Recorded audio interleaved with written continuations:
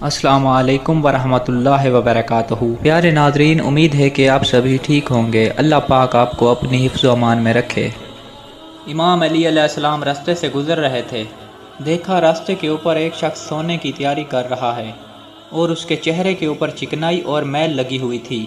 امام علی علیہ السلام اس شخص کے قریب گئے اور کہنے لگے، یاد رکھنا، اپنے چہرے اور اپنے ہاتھوں کو سونے سے پہلے صحیح طرح سے دھو لینا، کیونکہ جو انسان رات کو چہرہ دھو کے نہیں سوتا، تبھی شیطانی جن اس کے چہرے کو چاٹتے رہتے ہیں اور یوں اس انسان کو ڈراونے خواب اور اس کے دماغ میں وہم اور نحس اثرات پیدا ہوتے ہیں۔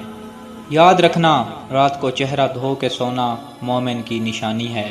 اس سے برکت کے فرشتے اس انسان کے آس پاس گھومتے رہتے ہیں، اس انسان کی حفاظت کرتے رہتے ہیں، اور یوں ہی انسان ذہنی دباؤ اور شیطانی امراض سے اللہ کی پناہ میں رہتا ہے۔